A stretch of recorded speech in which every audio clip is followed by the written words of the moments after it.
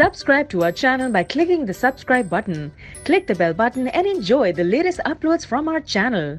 Scott Olsen/Getty Images. The ethical and moral standards inside the White House have dropped so low that even on the way out the door, conservatives are painting the comically corrupt former Environmental Protection Agency Administrator Scott Pruitt as a martyred hero victimized by the hysterical liberal media. I am just so disappointed in the president's failure to support Scott against the angry attacks from the loony left, Republican donor Doug Deason told Politico. Nothing he did amounted to anything big. He was the most effective cabinet member by far.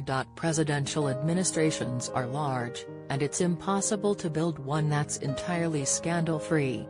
But you can vet people properly, you can drum out malefactors who slip through the cracks, and you can build an institutional culture in which team members are rewarded for exposing impropriety rather than rewarded for covering it up. But inside the Donald Trump White House, grifters, abusers, racists, and harassers still get hired. They lurk around the Oval Office after they've been found out, and even in the rare instance where they're forced out, it's only grudgingly. Bill Shine, for example, came on board last week to run White House communications.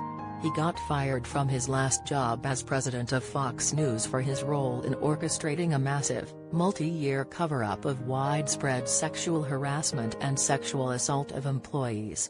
The White House didn't note this in the press release. His wife, Darla, meanwhile, has a habit of tweeting inaccurate anti-vaccination memes and a ton of racist stuff, but leading conservative commentators take the view that, since they are nice to their friends, quoting her accurately amounts to a liberal smear campaign. The White House's new communications chief, Bill Shine, is staying silent about his wife's shocking history of racist tweets, anti-vaccine conspiracy theories, etc. No comment from the WH this weekend. https://t.co/GLFH7A, Brian Stelter at Brian Stelter. July 8, 2018. Then there's White House Staff Secretary Rob Porter, who was eventually forced out once it came to light that he'd beaten up a couple of his wives, but the White House could never quite get its story straight on exactly what happened, seemingly because Chief of Staff John Kelly had known the facts and tried to cover them up. About a month later, Trump decided he missed Porter and wanted him back, which didn't happen, but Kelly obviously wasn't punished for the cover-up. Jim Jordan, a leading House conservative, stands accused by a half-dozen former Ohio State University wrestlers of turning a blind eye to routine sexual abuse of young athletes. And both President Trump and his colleagues are rallying behind Jordan with the preposterous theory that it's all a conspiracy cooked up by the deep state to shield a former FBI agent from their calumnies. How is Jim Jordan supposed to prove that he didn't know something 28 years ago? Could any of us?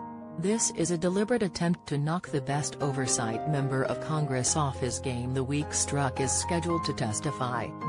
Matt Gaetz at Matt Gaetz. July 6, 2018. And this is the really striking thing about the current state of Republican Party politics, not the handful of crooks and spouse abusers who've been forced out of their jobs, but the petulant and foot-dragging manner in which they've been cashiered, the continued tolerance for so many apparent malefactors, and the evident lack of desire to even attempt anything resembling a proper house cleaning. The situation is an embarrassment to dignified political and policy professionals who happen to believe in low taxes and restricting the legal availability of abortion.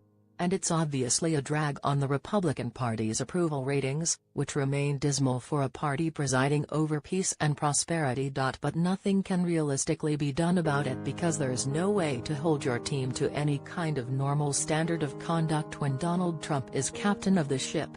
According to his accusers, Trump is personally guilty of all these misdeeds and more. He simply can't do anything about it even if he wanted to.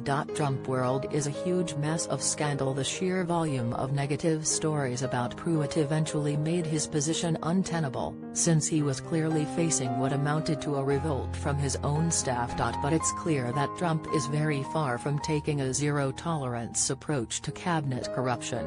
Indeed, though the sheer quantity of Pruitt stories was unparalleled, The most egregious case of corruption probably lies with Commerce Secretary Wilbur Ross, whose family is deeply invested in companies with a direct stake in Ross's decision about tariff exemptions.